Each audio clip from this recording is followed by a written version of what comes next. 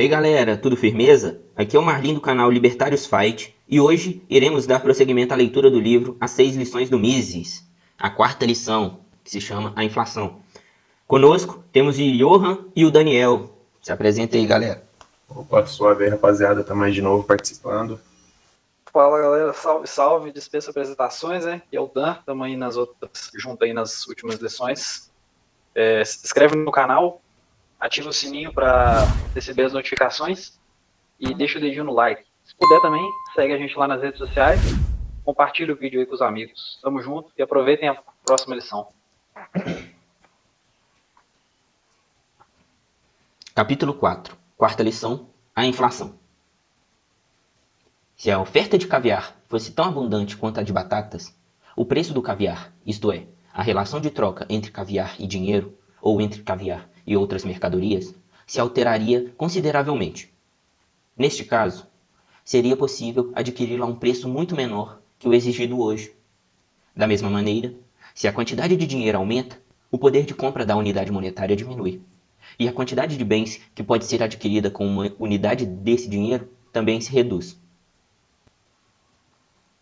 Quando, no século XVI, as reservas de ouro e prata da América foram descobertas e exploradas, enormes quantidades desses metais preciosos foram transportadas para a Europa.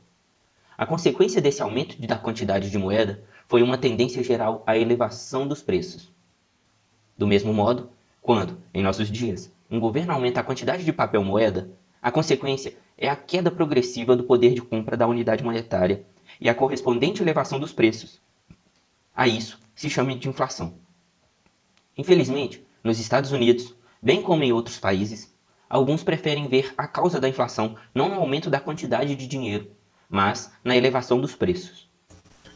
Duas coisas que eu tenho para comentar aí. A primeira é a diferença entre o padrão ouro e simplesmente o papel moeda. O ouro ou outros metais preciosos, eles têm um limite natural. Então, não dá para ficar expandindo a quantidade de ouro através de uma impressora, como é feito no papel moeda. Então, como ele falou ali, teve um aumento por conta que descobriram no século XVI as jazidas de ouro e de prata aqui na América. E outra coisa, isso que ele falou aí no final, até vou pegar a frase aqui, alguns preferem ver a causa da inflação não no aumento de quantidade de dinheiro, mas na elevação de preços. Isso aí é um erro muito comum, que principalmente o mainstream econômico comete, mas eu, sinceramente, eu acho que é propositado isso aí, porque você colocando inflação somente como aumento de preços, você tira o foco da causa principal desse aumento.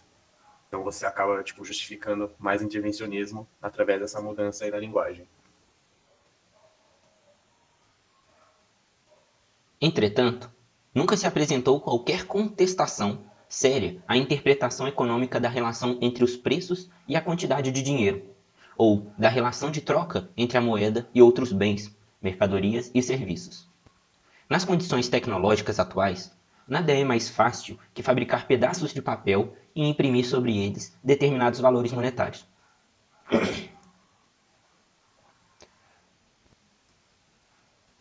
Nos Estados Unidos, onde todas as notas têm o mesmo tamanho, imprimir uma nota de $1.000 não custa mais ao governo que imprimir uma de $1. Trata-se exclusivamente de um progresso de impressão, a exigir, nos dois casos, idênticas quantidades de papel e de tinta.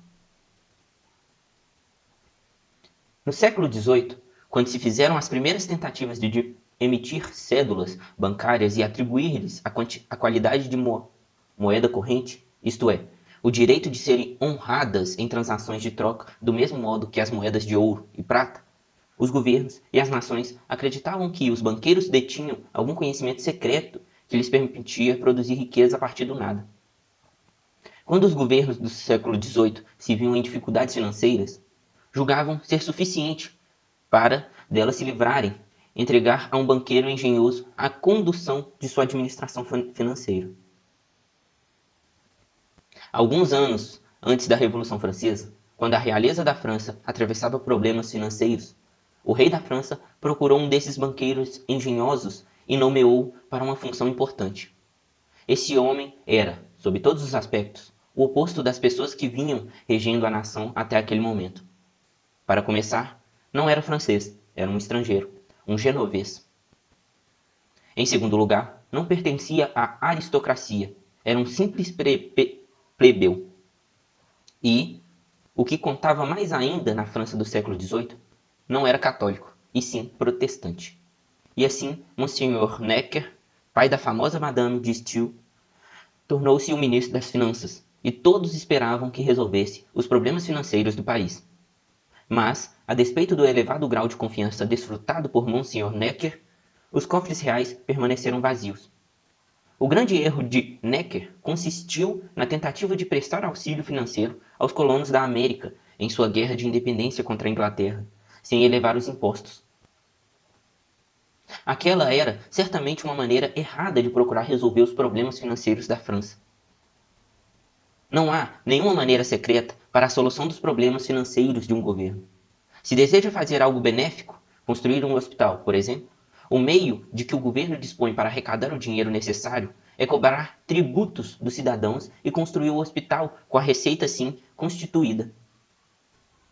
Nesse caso, não ocorrerá nenhuma revolução dos preços, porque, quando o governo arrecada dinheiro para a construção do hospital, os cidadãos, onerados por esses tributos adicionais, são obrigados a reduzir seus gastos. O contribuinte individual é forçado a reduzir ou seu consumo, ou os seus investimentos, ou a sua poupança. Quando se apresenta no mercado como um comprador, o governo substitui o cidadão, este passa a comprar menos. Mas isto se dá porque o governo está comprando mais. Evidentemente, o governo não compra exatamente os mesmos bens que os cidadãos comprariam, em média. No entanto, não se verifica nenhuma elevação de preços em decorrência da construção do hospital pelo governo. Escolho o exemplo de um hospital precisamente porque é comum ouvir dizer: faz diferença se o governo usa seu dinheiro para bons ou maus propósitos. Proponho fazermos de conta que o governo sempre usa o dinheiro que emitiu para os melhores fins, fins com que todos concordamos. Acontece que não é o modo como o dinheiro é gasto, é antes o modo como é obtido pelo governo, que dá lugar a essa consequência que chamamos de inflação, e que hoje quase ninguém, no mundo todo, considera benéfica. Por exemplo, o governo poderia, sem fomentar a inflação, usar o dinheiro arrecadado através de impostos para contratar novos funcionários, ou para elevar os salários dos que já estão a seu serviço. Esses funcionários, tendo tido um aumento em seus salários, passam, então, a poder comprar mais. Quando o governo cobra impostos dos cidadãos e aplica essa soma no aumento do salário de seu pessoal, os contribuintes passam a ter menos o que gastar, mas os funcionários públicos passam a ter mais. Os preços em geral não subirão.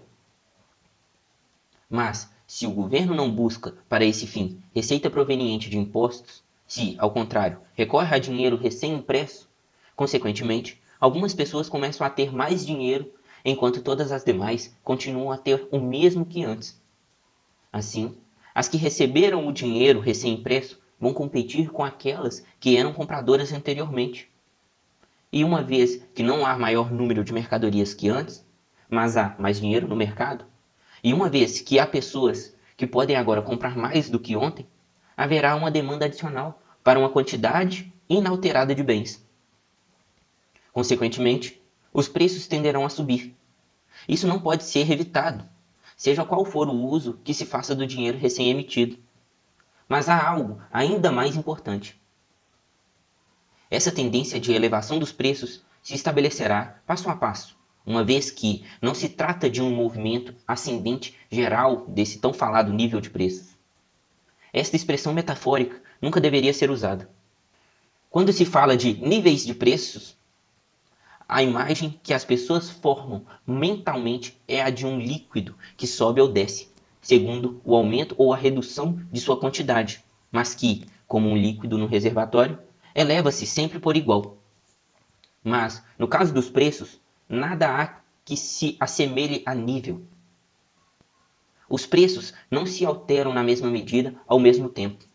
Há sempre preços que mudam mais rapidamente, caem ou sobem mais depressa que outros. E há uma razão para isso. Considere o caso do funcionário público que recebeu parte do novo dinheiro acrescentado à oferta de dinheiro. As pessoas não compram no mesmo dia precisamente as mesmas mercadorias e nas mesmas quantidades.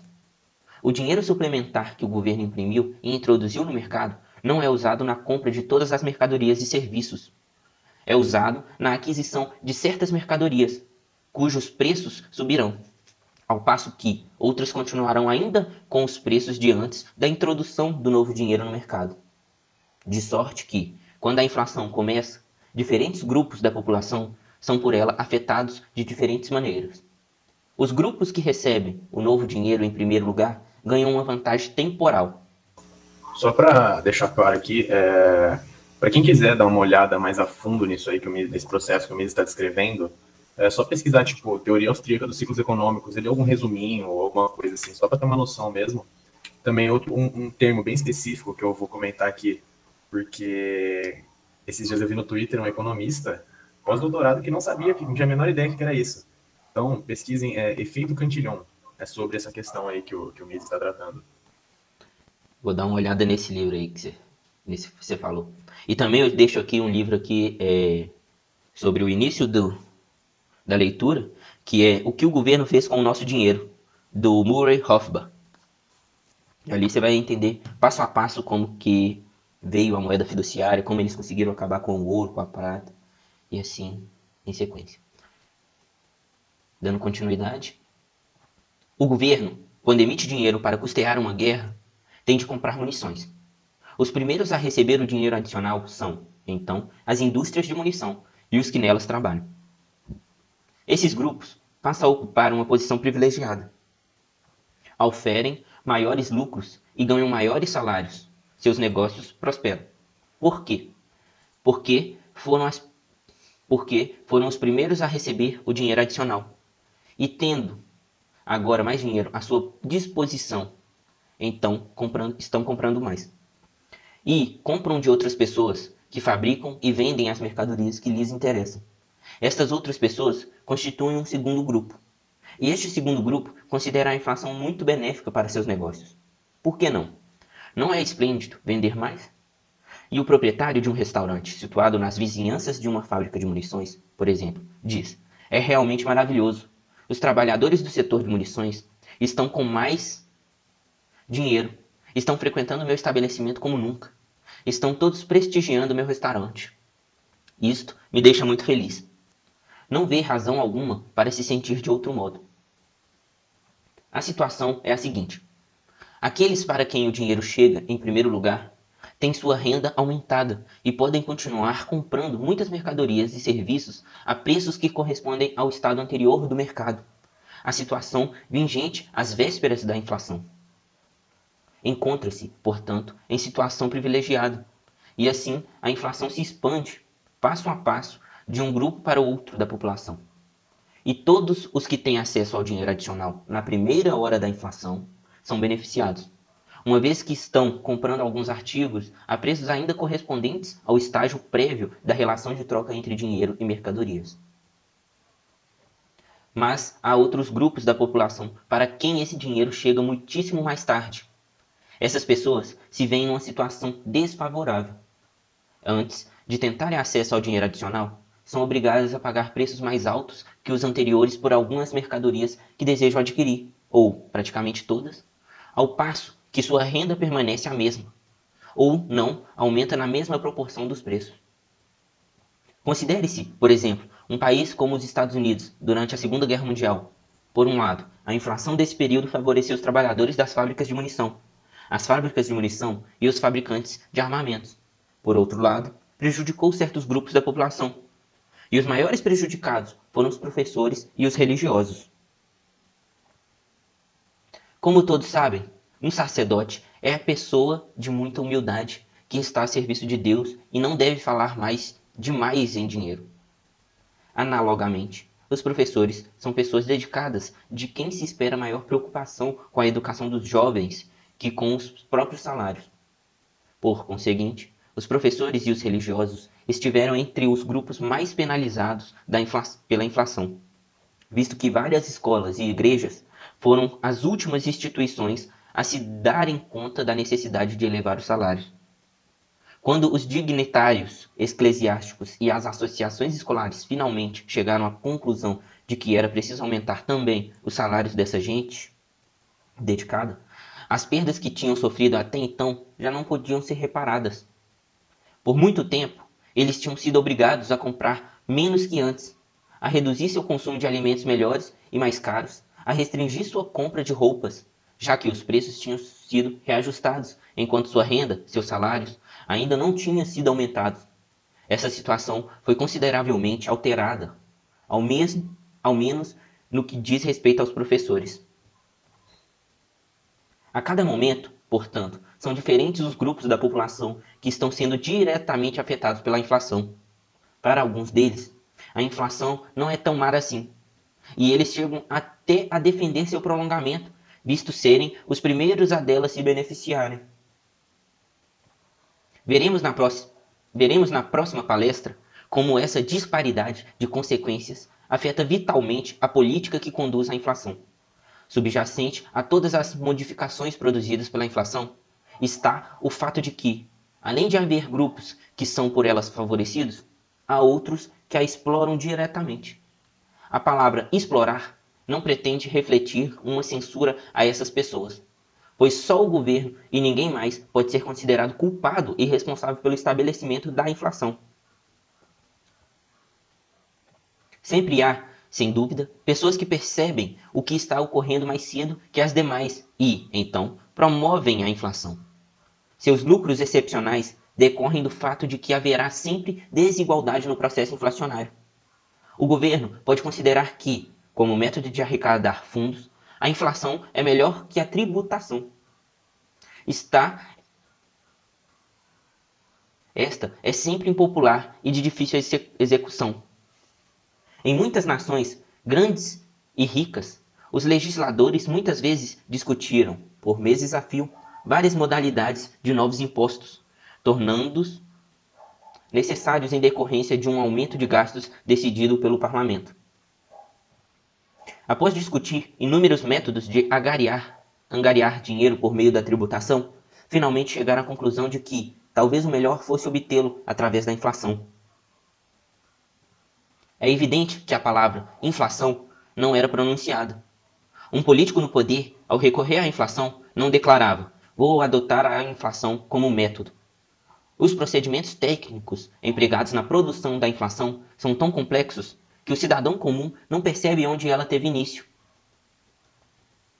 Uma das maiores inflações da história, a que teve lugar no Reich alemão após a Primeira Guerra Mundial, não teve seu pico durante a guerra. Foram os níveis a que chegou no pós-guerra que ocasionaram a catástrofe. O governo não anunciou: vamos lançar mão da inflação. Simplesmente tomou dinheiro emprestado, indiretamente, do Banco Central.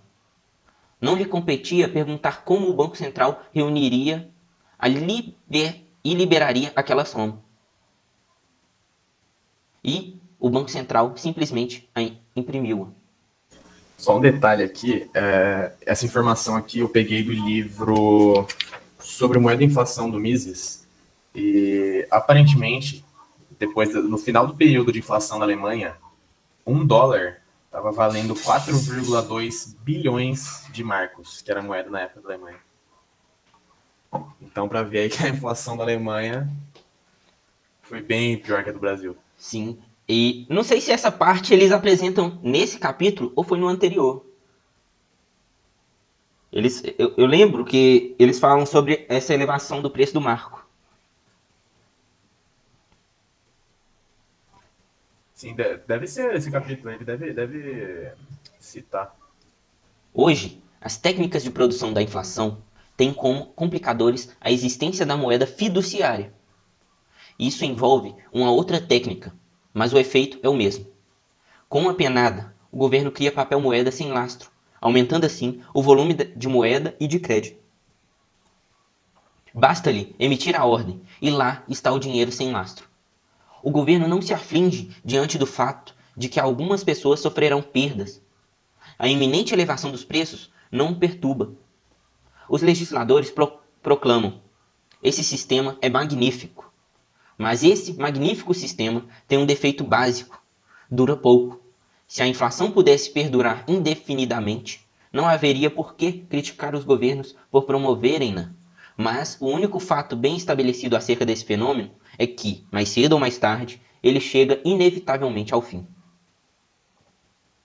Em última instância, a inflação se encerra com o colapso do meio circulante, dando lugar a uma catástrofe, a uma situação como a ocorrida na Alemanha de 1923. Em 1º de agosto de 1914, o dólar correspondia a 4 marcos e 20 pfennigs. 9 anos e 13 meses depois, em novembro de 1923, a mesma moeda estava cotada em 4,2 trilhões de marcos. Em outras palavras, o marco já não valia coisa alguma, já não tinha nenhum valor. Alguns anos atrás, um famoso autor escreveu: "No final das contas, estaremos todos mortos." Lamento confirmar que é a pura verdade. Mas a questão é, quanto durará o momento presente? No século XVIII, houve uma famosa senhora, Madame de Pompadour, a quem se atribui o seguinte dito: "Depois de nós, o dilúvio." Madame de Pompadour teve a felicidade de morrer pouco tempo depois, mas sua sucessora, Madame du Barry, sobreviveu um pouco mais, para, no final das contas, ser decapitada. Para muitos, o final das contas logo se converte no presente, e quanto mais a inflação avança, mais se antecipa o final das contas. Basicamente, nesse trecho aí, o Mises destrói o Keynes, né? Aquela frase ali que ele falou, um famoso autor escreveu: "No final das contas estaremos todos mortos", para quem não sabe, é do Keynes, John Maynard Keynes, que é um economista aí conhecido por ser inflacionista. E, cara, esse trecho é muito bom, a indireta, bem direta que o Mises dá. E você viu ali que a parte que você tinha comentado apareceu? Sim, foi ainda pior do que eu falei. Eu falei 4,2 bilhões, na verdade foram 4,2 trilhões. Foi bem pior. Realmente. Quanto pode durar um pouco mais? Por quanto tempo pode um banco central levar à frente um processo inflacionário? Provavelmente poderá fazê-lo enquanto o povo estiver convencido de que o governo, mais cedo ou mais tarde, mas certamente não demasiado tarde, sustará a impressão de dinheiro, detendo assim... Peraí, o celular tocou aqui. Mas, certamente, não demasiado tarde, sustará a impressão de dinheiro, detendo, assim, o decréscimo do valor de cada unidade monetária. O povo, quando deixa de acreditar que o governo será capaz de deter a inflação, ou mesmo que ele tenha qualquer intenção de detê-la, começa a se dar conta de que os preços amanhã serão mais altos que hoje. As pessoas põem-se, então, a comprar a quaisquer preços, provocando uma alta em níveis tais que o sistema monetário entra em colapso. Quando será que o povo Isso daí, brasileiro... só comentando aqui rapidão, né? O pessoal não entende que quem causou isso, para início de conversa, né, foi o Estado, foi o governo, a inflação. E o governo ele não vai deter o decréscimo do valor. Ele simplesmente não está nem aí. Eles fazem e não estão nem aí. E no final eles falam, as pessoas põem-se então a comprar a quaisquer preços, porque é o seguinte, vamos supor na questão dos alimentos, ou a gente compra ou a gente morre de fome. Entendeu? Então eles não... O pessoal tem que deixar de acreditar que o governo vai impedir isso. Não, o governo é quem começou com isso, para início de conversa. E ao tentar impedir, eles vão tabelar os preços e esse tabelamento vai gerar escassez nos produtos. Ou seja, de qualquer jeito, estamos ferrados. Exatamente, entendeu? Então, essa parte aí, eu queria que os leitores prestassem bem atenção. O governo ele não vai impedir isso. Para início de conversa, foi ele quem começou com isso. Tomemos o caso da Alemanha, que o mundo inteiro testemunhou. Muitos livros descreveram os acontecimentos daquele período. Embora sendo austríacos e não alemão, vi tudo de dentro. A situação da Áustria não diferia muito da alemã, e tampouco eram diferentes as condições de muitos outros países europeus. Durante muitos anos, o povo alemão acreditou que sua inflação não passava de uma situação provisória, que logo chegaria ao fim. acreditou nisso por 9 anos, até o verão de 1923. Então, finalmente, as pessoas começaram a duvidar. Como a inflação continuava, a população julgou mais sensato comprar tudo o que estivesse à venda, em vez de guardar o dinheiro no bolso. Ademais, as pessoas raciocinavam que não era conveniente emprestar dinheiro, ser credor.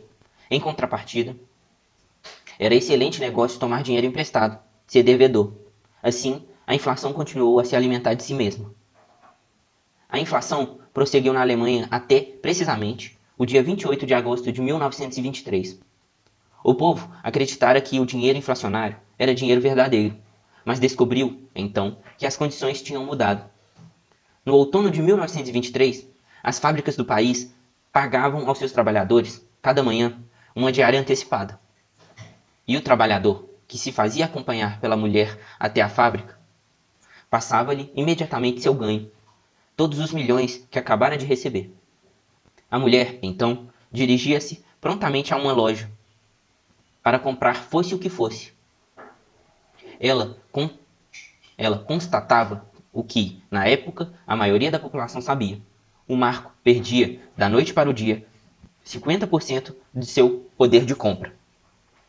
O dinheiro derretia-se nos bolsos do povo, como uma barra de chocolate sobre um forno quente. Essa fase final da inflação alemã não durou muito. Depois de alguns dias, todo o pesadelo se encerrara. O marco perdera todo o valor e foi preciso estabelecer uma nova moeda. Lord Keynes, o mesmo homem que disse que no final das contas estaremos todos mortos, foi um representante do extenso rol de autores inflacionistas do século XX. Todos combateram o padrão ouro. Ao atacá-lo, Keynes chamou-o de relíquia bárbara. Mesmo hoje, a grande maioria das pessoas considera ridículo falar de um retorno ao padrão ouro. Nos Estados Unidos, por exemplo, poderemos ser considerados como visionários se dissermos, mais cedo ou mais tarde, os Estados Unidos terão de retornar ao padrão ouro. Mais um trecho aí que eu citei antes da hora, né? Que eu falei do Keynes aquela hora e agora o Mises foi lá e citou ele também. Sim, sim. No entanto, o padrão ouro tem uma extraordinária virtude.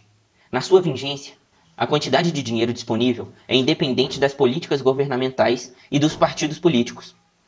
Essa é a sua vantagem. Constitui uma forma de proteção contra governos esbanjadores. Sob o padrão ouro, se um governo resolve fazer gastos em um novo empreendimento, o ministro das Finanças pode perguntar: e de onde vou conseguir dinheiro? Diga-me, primeiro, onde encontrarei dinheiro para esse gasto adicional? No sistema inflacionário, nada é mais simples para os políticos que ordenar ao órgão governamental, encarregado da impressão do papel moeda, a emissão de quanto dinheiro lhes seja necessário para seus projetos. O padrão ouro é muito mais propício a um governo financeiramente seguro. Seus titulares podem dizer ao povo e aos políticos: não podemos fazer tal coisa, salvo se aumentarmos os impostos.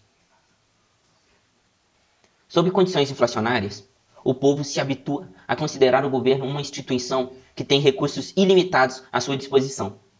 O Estado, o governo podem tudo. Se, por exemplo, a nação deseja um novo sistema de rodovias, espera-se do governo sua implantação. Mas onde poderá o governo obter o dinheiro?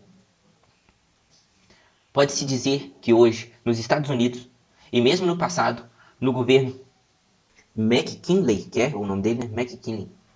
Mas onde poderá o governo obter o dinheiro? Pode-se dizer que hoje, nos Estados Unidos, e mesmo no passado, no governo McKinley, o Partido Republicano é relativamente favorável ao dinheiro lastreado e ao padrão ouro, enquanto o Partido Democrático é favorável à inflação. Obviamente, há uma inflação não de papel, e sim de prata. Contudo, foi um presidente democrata dos Estados Unidos, o presidente Cleveland, que, em fins da década de 1880, vetou uma decisão do Congresso de conceder uma pequena soma de auxílio, cerca de $10.000, a uma comunidade que sofrera uma catástrofe. Esse presidente justificou seu veto escrevendo as seguintes palavras: é dever do cidadão manter o governo, mas não é dever do governo manter os cidadãos. Estas são palavras que todo estadista deveria escrever numa parede de seu gabinete, para mostrar aos que viessem pedir dinheiro. Sinto-me bastante embaraçado diante da necessidade de simplificar esse problema. São tantos e tão complexos os problemas envolvidos no sistema monetário, e eu certamente não teria escrito volumes inteiros a respeito deles se eles fossem tão simples quanto parecem sê-lo aqui. Mas os fundamentos são precisamente estes. Aumentando-se a quantidade de dinheiro, provoca-se o rebaixamento do poder de compra da unidade monetária.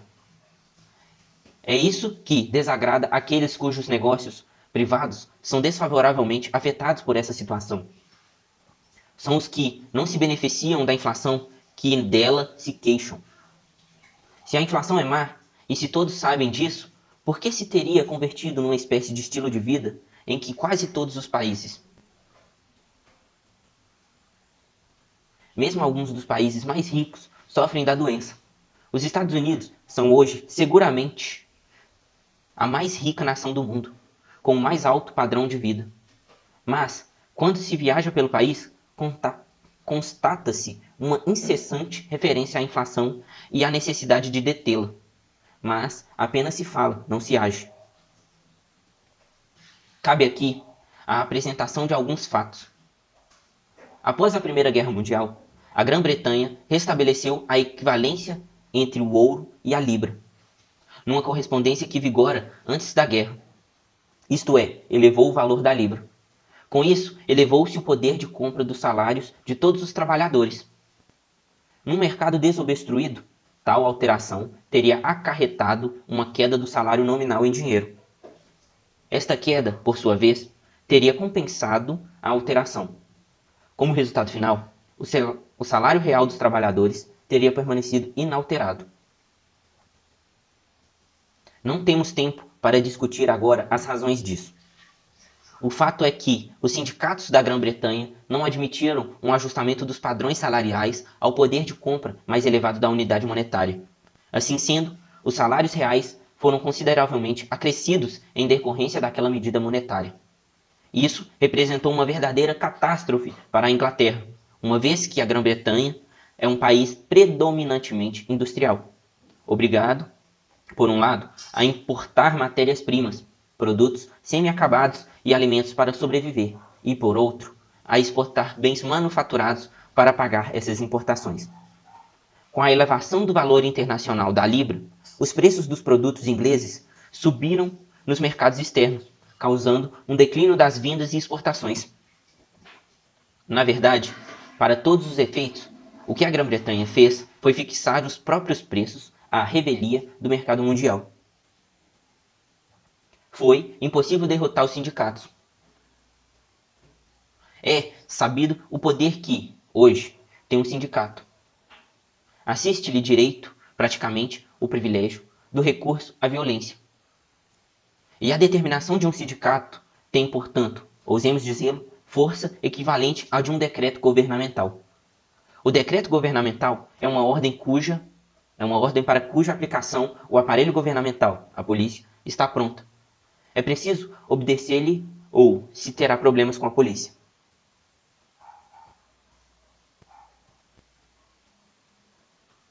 Lamentavelmente, temos hoje, em quase todos os países do mundo, um segundo poder, depois do governo, com condições para exercer a força. São os sindicatos trabalhistas. Essas entidades determinam os salários, bem como as greves que os devem impor, da mesma maneira que o governo poderia decretar um salário mínimo. Não discutirei o sindicato agora, tratarei dele mais tarde. Quero apenas deixar claro que a política sindical consiste em elevar os padrões salariais acima do nível que estes alcançaria no mercado desobstruído. Em consequência disso, uma parte considerável da população potencialmente ativa só pode ser empregada por pessoas físicas ou por industriais que tenham condições de suportar prejuízos. E, uma vez que os negócios não têm como se manter sob a sangria de prejuízos, eles fecham as portas e seus trabalhadores perdem o emprego. A fixação de padrões salariais superiores aos que se estabeleceriam no mercado desimpedido redunda inevitavelmente no desemprego de parcela ponderável da população ativa. Na Grã-Bretanha, a imposição de altos padrões salariais pelos sindicatos trabalhistas teve como consequência um desemprego prolongado, que durou anos a fio. Milhões de trabalhadores ficaram desempregados. Os índices de produção caíram. Até os experts ficaram perplexos. Diante deste quadro, o governo inglês deu um passo que se lhe afigurou como uma medida de emergência indispensável. Desvalorizou a moeda corrente do país.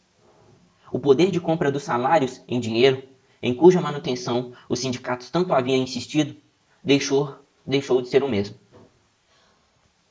Os salários reais, os salários em mercadorias, foram reduzidos. Agora, o trabalhador já não podia comprar o mesmo que antes, embora os padrões nominais dos salários tivessem permanecido os mesmos. Procurou-se, através da adoção dessa medida, promover o retorno dos padrões salariais reais aos níveis de mercado livre para que, consequentemente, tivesse lugar o desaparecimento do desemprego. Essa medida, a desvalorização, foi adotada por muitos outros países, como a França, os Países Baixos e a Bélgica. A Tchecoslováquia chegou a recorrer a ela 2 vezes no período de 1 ano e meio. A desvalorização tornou-se um método subreptício, digamos assim, de frustrar o poder dos sindicatos. No entanto, como veremos, este método também não pode ser considerado verdadeiramente eficiente. Alguns anos depois, os trabalhadores e também os sindicatos começaram a compreender o que se passava. O povo começou a se dar conta de que a desvalorização do dinheiro reduzia seu salário real. Os sindicatos tinham força suficiente para se opor a isso. Em muitos países, inferiu-se nos contratos salariais uma cláusula que estipulava que os salários em dinheiro deveriam ser automaticamente majorados quando os preços também o fossem. A isto se chama indexar. Os sindicatos haviam tomado consciência da existência de índices. Assim, aquele método de reduzir o desemprego inaugurado pela Grã-Bretanha em 1931 e adotado posteriormente por quase todos os governos importantes, já não mais funciona nos nossos dias como método de resolver o desemprego.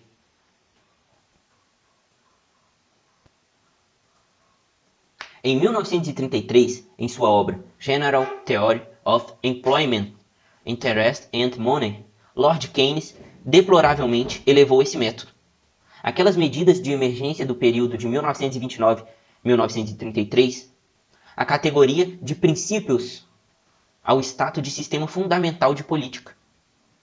Justificava sua teoria dizendo mais ou menos o seguinte: o desemprego é um mal. Se quiser que desapareça, inflacione o meio circulante. Keynes percebeu muito bem que certos padrões salariais podem ser demasiado altos para o mercado, ou seja, podem ser altos demais para ser lucrativo a um empregador ampliar a quantidade de empregos que o contrata e, portanto, serão também altos demais do ponto de vista do conjunto da população economicamente ativa, uma vez que esses padrões salariais impostos pelos sindicatos, em níveis superiores aos do mercado, resultam em que apenas uma parcela dos que anseiam por salários conseguem emprego. Só para esclarecer que o negócio, grande parte da teoria geral do Keynes é baseada no espantalho que ele fez em relação à lei de Sé. Tipo, ele atacou uma lei de Sé que não existe. Ele entendeu errado a lei de Sé e ficou atacando isso. Então, eu vou indicar aqui o artigo do brasileiro Biratan Giorgiório, que chama Jean-Baptiste Sé, o que realmente pensava esse grande economista. Que é um artigo muito bom aí, desmentindo a falácia que o Keynes cometeu aí. Keynes, então... E esses artigos online, tipo site, alguma coisa? Caso esse artigo aqui que eu indiquei, ele tá no Mises Brasil. Pô, depois a gente deixa o link aí pro pessoal. Vou pegar aqui o link e mandar no chat para vocês. Demorou. Keynes, então, afirmou aproximadamente o seguinte: sem dúvida, o desemprego em massa, prolongando-se ano após ano, é uma situação muito insatisfatória. Mas, ao invés de sugerir que os níveis salariais podiam e deviam ser ajustados às condições de mercado, afirmou: se os trabalhadores não forem suficientemente espertos para perceber a desvalorização da moeda, eles não oferecerão resistência a uma queda dos níveis salariais reais, visto que os níveis nominais permanecerão os mesmos. Em outras palavras, Lord Keynes estava dizendo que, se receberem a mesma quantidade de libras esterlinas que ganhavam antes da desvalorização da moeda, as pessoas não se darão conta de que passarão, de fato, a ganhar menos. Num linguajar antiquado, Keynes propôs que se ludibriassem os trabalhadores. Em vez de declarar abertamente que os padrões salariais devem ser ajustados às condições do mercado, porque, se não for assim, parte da população economicamente ativa ficará inevitavelmente desempregada, afirmou: na verdade, o pleno emprego só pode ser alcançado se houver inflação. Ludibriem os trabalhadores. O fato mais interessante, contudo, é que, quando sua General Theory foi publicada, a burla já não era possível, uma vez que as pessoas passaram a ter consciência da inflação. Mas a meta do plano emprego permaneceu. Que vem a ser pleno emprego. Esta expressão relaciona-se com o mercado desobstruído, não manipulado pelos sindicatos ou pelo governo. Nesse mercado, os padrões salariais para cada tipo de trabalho tendem a atingir um nível tal que é possível a todos que desejam um emprego obtê-lo. Por outro lado, todo empregador terá, então, condições de contratar tantos trabalhadores quantos lhe forem necessários. Se ocorrer um aumento da demanda de mão de obra, o padrão salarial tenderá a ser maior. Se houver necessidade de menor número de trabalhadores, esse padrão tenderá a cair. O único método que permite a instauração de uma situação de pleno emprego é a preservação de um mercado de trabalho livre de empecilhos. Isto se aplica a todo gênero de trabalho e a todo gênero de mercadoria. Que faz um negociante se deseja vender determinada mercadoria por $5 a unidade? A expressão técnica que é aplicada no mundo dos negócios dos Estados Unidos para o fato de não se conseguir vender uma mercadoria pelo preço estipulado é estoque. O estoque mantém-se inalterado. Mas é preciso que se altere. O negociante não se pode conservar aqueles artigos, porque tem necessidade de adquirir novas mercadorias. As modas mudam. Assim, ele vende por um preço mais baixo. Se não conseguir vender a mercadoria por $5, certamente a venderá por 4. Se for impossível vendê-la por 4, será obrigado a vendê-la por 3. Não há outra alternativa, desde que esteja empenhado a manter seu negócio. Pode sofrer prejuízos, mas estes decorrem do fato de que fez uma previsão errada do mercado existente para seu produto. O mesmo acontece com os milhares e milhares de jovens que, dia após dia, estão vindo dos distritos agrícolas para a cidade, na expectativa de ganhar dinheiro. É o fenômeno de migração interna, que tem lugar em todas as nações industrializadas. Nos Estados Unidos, eles vêm para a cidade com a certeza de que poderão ganhar, digamos, $100 por semana. Suas expectativas podem se frustrar. Então, aquele que não conseguiu um emprego que pagasse $100 por semana, ver-se-á obrigado a tentar conseguir algum que pague $90, $80, talvez até menos. Por outro lado, se essa pessoa declarasse, como fazem os sindicatos, $100 por semana ou nada, talvez só lhe restasse permanecer desempregado. Diga-se de passagem, muita gente não se incomoda com a situação de desemprego, uma vez que o governo paga auxílios desempregos, com fundos arrecadados através de taxas especiais impostas aos empregadores, que por vezes são quase tão altos quanto os salários que receberiam caso estivesse trabalhando. Nos Estados Unidos, só se aceita a inflação porque determinado grupo de pessoas acredita que é só através dela que o plano emprego pode ser alcançado. No entanto, ainda a este respeito, uma questão tem sido amplamente debatida. O que é preferível? Um dinheiro lastreado com desemprego ou a inflação com pleno emprego? Trata-se, na verdade, de um círculo vicioso. Tentemos analisar o problema. Logo, de início, deve-se colocar a seguinte questão: como podemos melhorar a situação dos trabalhadores e de todos os demais grupos da população? A resposta é: mantendo o mercado de trabalho livre de empecilhos e assim alcançando o pleno emprego. Nosso dilema é: os padrões salariais devem ser determinados pelo mercado ou devem ser definidos por pressão e compulsão sindical? Portanto, o cerne da questão não reside na alternativa inflação ou desemprego. Aliás, essa análise distorcida do problema vem sendo proposta na Inglaterra, nos países industrializados da Europa e até nos Estados Unidos. Há mesmo quem diga: vejam só, até os Estados Unidos estão recorrendo à inflação. Por que não deveríamos fazer o mesmo? A estes deveríamos responder em primeiro lugar: um dos privilégios do homem rico é poder se dar ao luxo de ser insensato por muito mais tempo que o pobre. E é esta a situação dos Estados Unidos. A política financeira deste país é muito ruim e está piorando. Mas, certamente, trata-se de um país capaz de arcar com os custos de sua insensatez por um prazo um pouco mais longo que o que seria tolerado por alguns outros países. O mais importante a lembrar é que a inflação não é um ato de Deus, que a inflação não é uma catástrofe da natureza ou uma doença que se alastra como a peste. A inflação é uma política premeditada, adotada por pessoas que a ela recorrem por considerá-la um mal menor que o desemprego. Mas o fato é que, a não ser em curtíssimo prazo,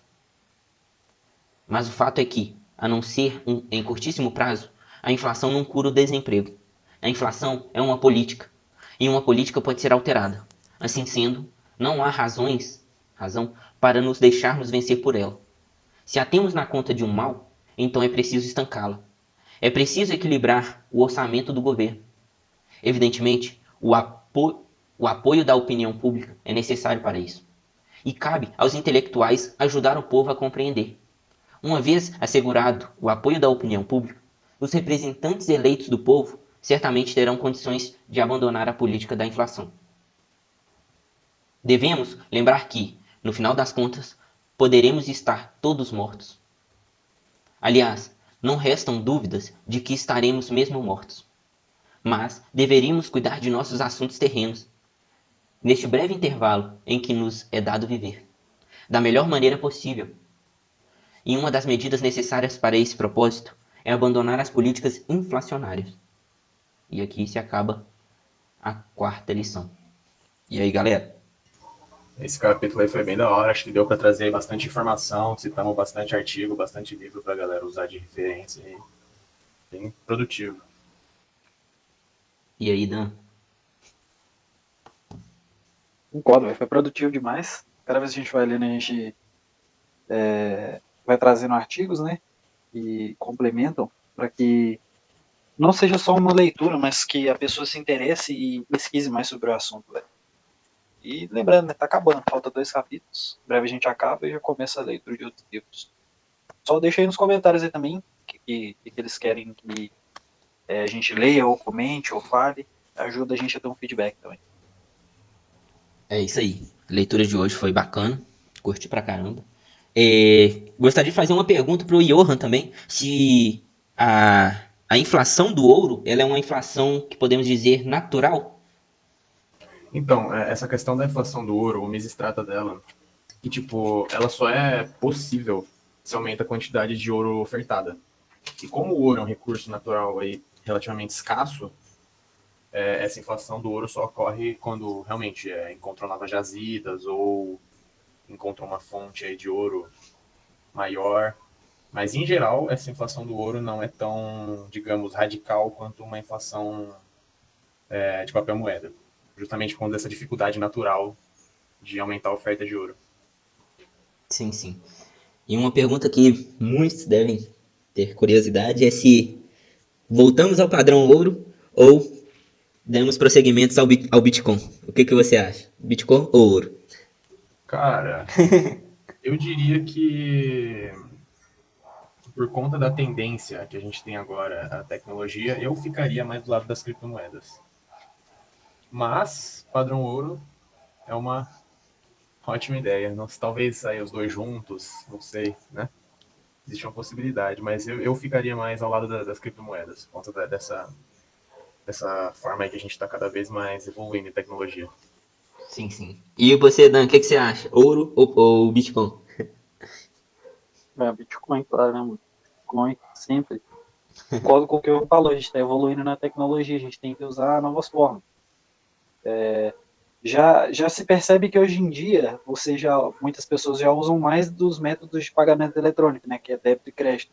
A gente, né, para o Bitcoin, para crescer o Bitcoin, né, e deixar de usar o papel moeda é um pulo, cara, é um salto. Sim, sim. E não é tão difícil também. Inclusive, né, já estão entrando aí, né, o Banco Central já inventou uma nova forma de pagamento, que é o tal do Pix aí, né? O Johan... Ô, Johan, você sabe mais ou menos o que esse Pix ele faz? Assim, por alto eu sei que o governo vai saber tudo sobre suas transações. Cara, eu não tô muito inteirado nisso aí não, viu? Pra falar a verdade. Eu sei bem por cima, eu fiquei de ver uns vídeos sobre, mas ainda não tive tempo de ver. Sim, sim.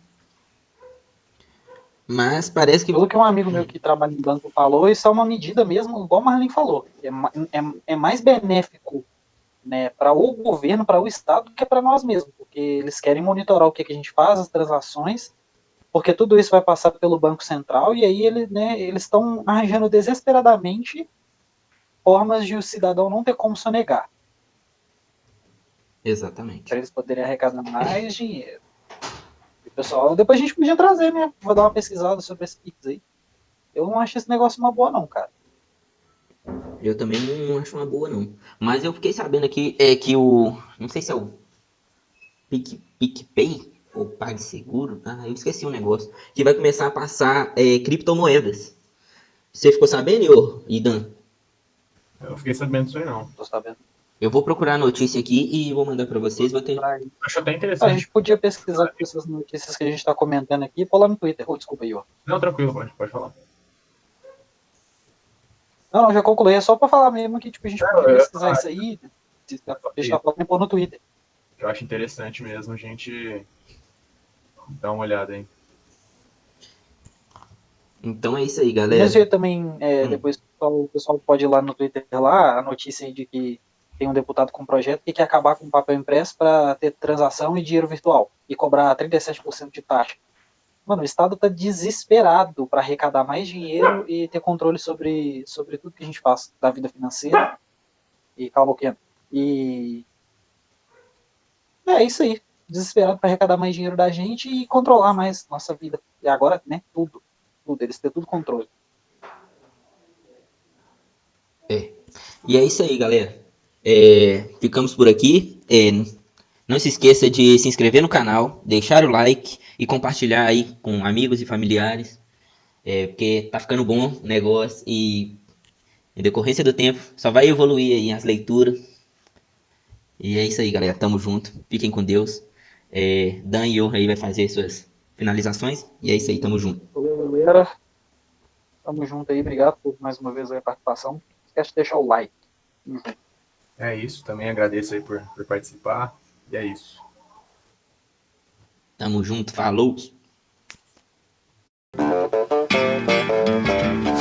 Deixe-me ir, preciso andar, vou por aí a procurar, sorrir pra não chorar.